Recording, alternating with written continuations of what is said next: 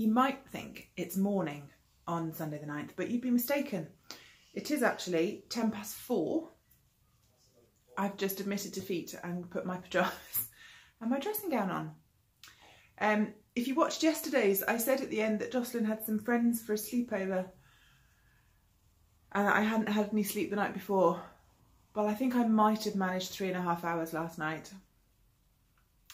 I don't know about you, but I have like a parent radar, and if I can hear children up and about, I can't sleep. I just can't sleep. So I turned my light off at about 11:30 last night and got up to shout at the girls to go to sleep once or twice, and then I just gave up and I got out of bed at 1:30 and I cleaned the kitchen down and I scrubbed the front of my cabinets because that needed doing. I knitted a little bit on my blanket square, crawled back into bed at 4 and maybe had a couple of hours. So I have had a nap this afternoon. Well, I went to bed for an hour. I'm terrible at napping. I couldn't get back to sleep and some car alarms were going off and it was a general fail. So, yeah, I need tea.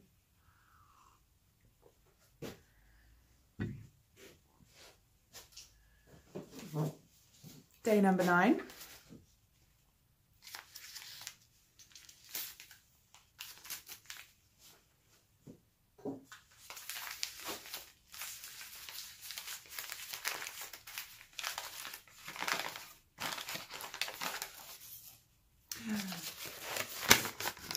Regia hand dye effect. I like Regia. I'm a sucker for sturdy German sock yarn. Look at that. So you can see in this strand here, where did it go?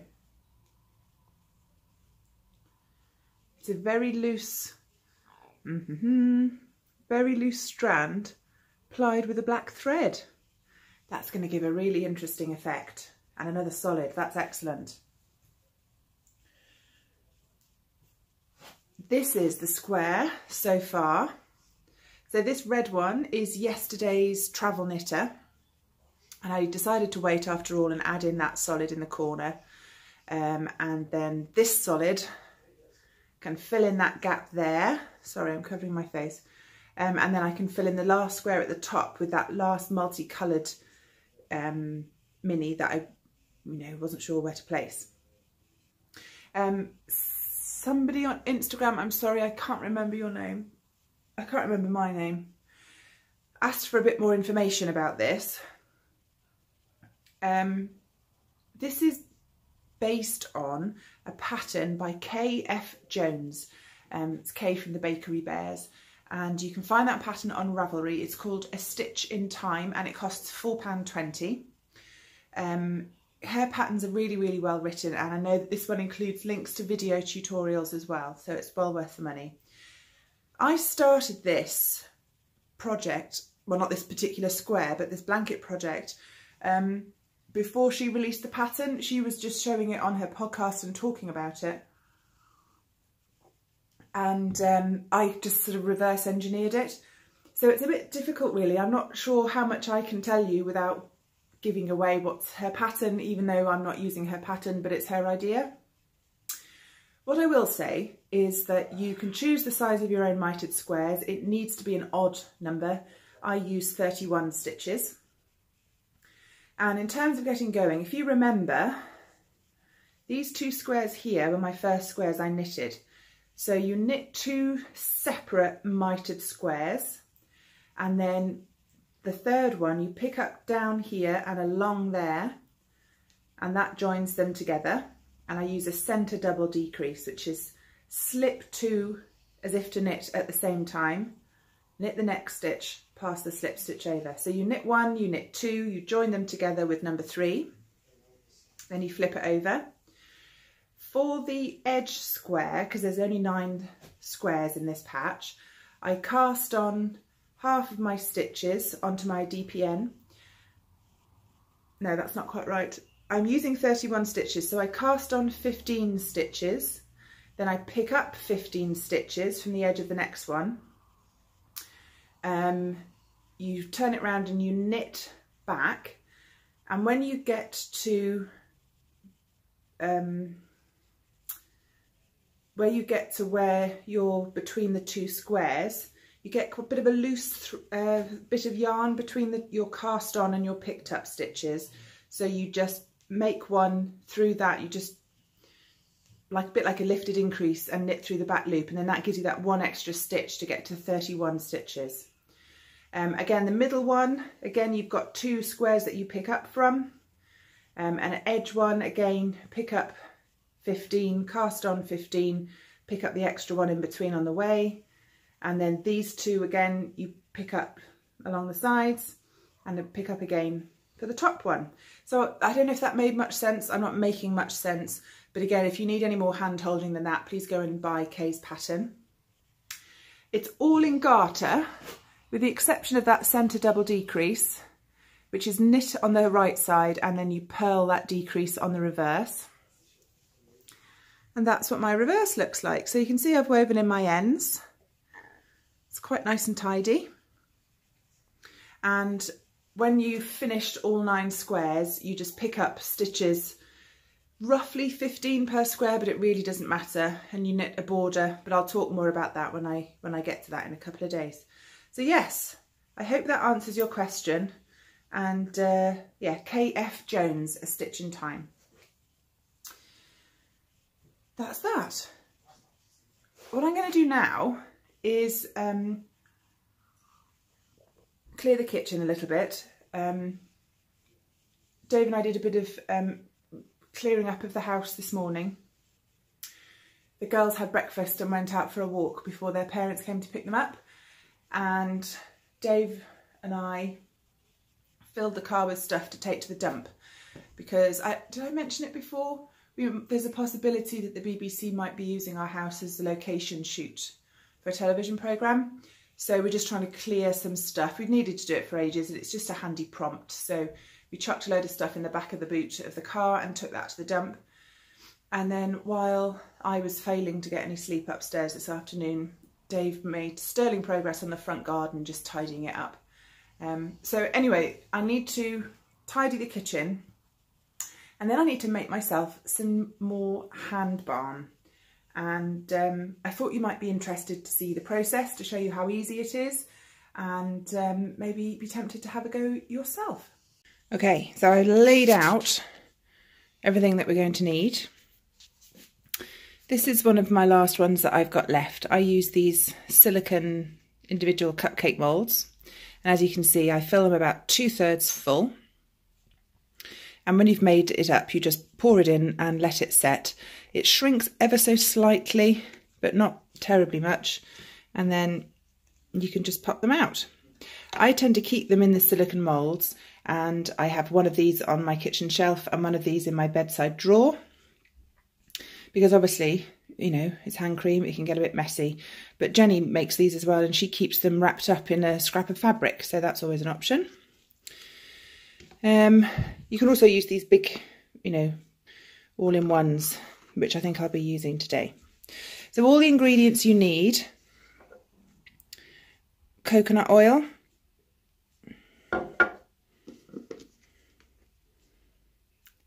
cocoa butter, which I have to say was a surprise to me when I first saw it. It's really quite solid stuff. There's alternatives to this. You don't have to use cocoa butter. You can use shea butter or mango butter. It's all in the recipe list online, which, as I said, is the Wellness Mama blog article, hand lotion bars. So I'll try and pop that up on screen. So coconut oil, coconut butter, and beeswax. This is in pellet form, and I just ordered it off Amazon. I think I ordered all of these off Amazon. And it's super easy to do. Basically, the ratio is 1 to 1 to 1. I use half a cup of each at a time because I don't want 10 tons of lotion bars. I think, again, on the Wellness Mama blog, she uses a full cup, and that just makes a few more than I'd want to do in one go. But you could use, you know, a cup, you know, an actual mug if you needed to. And optional, if you want it to smell, of course, you can use essential oils, which just made me realise that I have completely forgotten to get my essential oils. I'll grab those now. So that's all the ingredients, and I like a silicone spatula for stirring and scraping. And then basically you melt it all in exactly the same way that you would melt chocolate or anything. So I've got a big pot which I will fill with boiling water. I dump my colander in the top, and then I have this Pyrex glass bowl which will sit on the top, and I put my ingredients in there, melt them all up, and away we go. The one thing I will say is that these 3 ingredients will melt at different rates, and I was a little concerned that they might they're supposed to melt, that they might burn. So what I would suggest is start with just the cocoa butter to melt, then add in your beeswax, and once they have properly melted, then add in your coconut oil, because that melts super fast. Right, I'm going to put the kettle on, find my essential oils, put the camera in its stand, and we'll get cooking.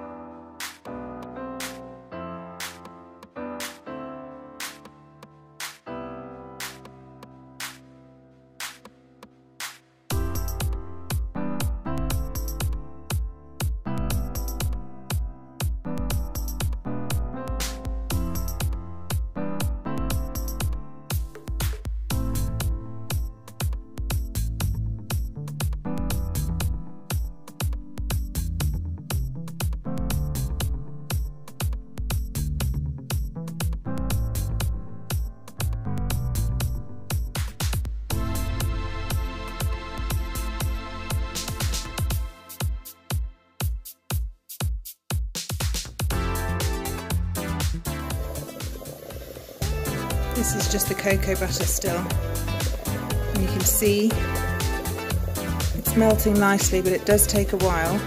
You can, if you want, grate this up or chop it into smaller bits, and that would speed things up a bit. Yeah, I'll wait till this melts a bit more, I think, before chucking the next lot in. Just put the beeswax in. As you can see, I didn't wait until the cocoa butter was completely melted. But the beeswax does take quite a while as well. So I tend to chuck it in, leave it for a minute, then give it a stir. I don't know if it would burn, but I figure it can't help to keep it moving. Well, I remember I first heard about this, making your own hand balms, from Lee of the Lee podcast. Hi Lee!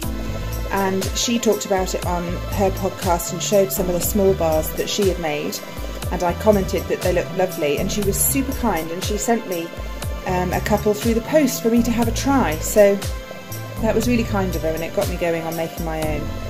Hopefully this will inspire a few of you to do the same. So this is still just cocoa butter and beeswax, and the temptation is always for me to add the coconut oil in now, but if you can see, you can still just about see the pellets. They're nearly done but not quite, and you must make sure that you really melt them completely, or when you use the solid bars you sort of end up with little tiny bits in it, which isn't a problem, but it's not a nice smooth texture. See it setting on the spoon. So I think that needs probably another minute or two. Good work in there. Don't want to waste any of it, it's such lovely stuff.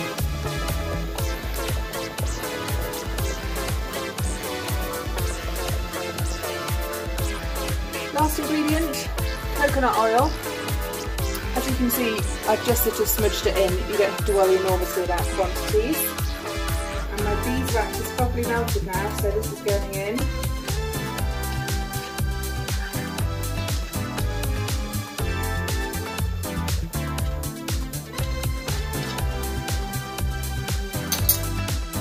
And I dug out my essential oil.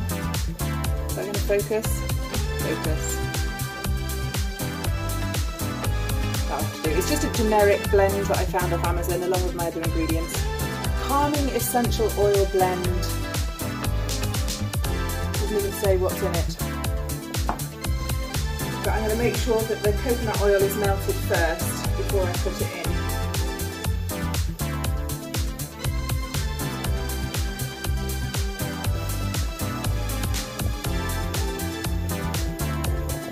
You can kind of smoosh these up a bit to make it go a bit faster, and do keep an eye on your water level in there to make sure it doesn't boil dry. I know you can get posh steaming stacks and all sorts, but it's just more kitchen equipment than I want to deal with, so I just whack a colander and a Pyrex dish on it. But I hope you can see how easy this is. I mean, literally, just keep throwing things in a dish and stir them till they've melted. Really not rocket science. And if you know about essential oils, you can use particular ones for particular properties. I think vitamin E oil can be quite good, and you could use lavender for sleepy smells, and I don't know, all sorts of other things. I think Jenny knows a bit more about essential oils than I do. Oh, it's so nearly there. Can you see just a couple more blobs to dissolve?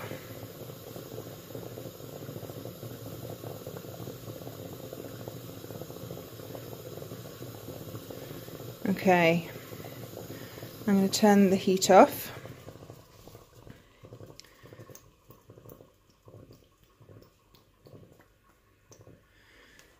Chuck that in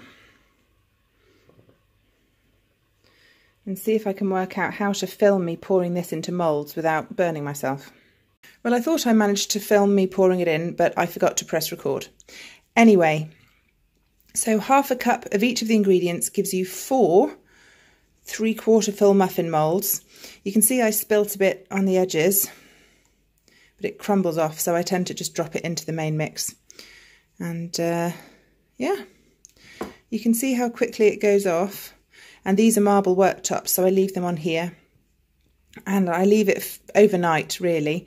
And then you can just pop them out of the moulds and use them. Well, I hope you enjoyed that. I hope you give it a go. It's fantastically moisturising hand balm.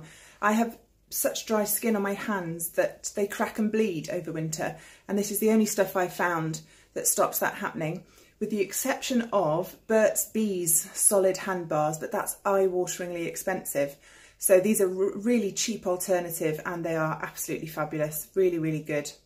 Hope you had a smashing day. Fingers crossed I get a bit more sleep tonight, and I will see you in the morning. Bye.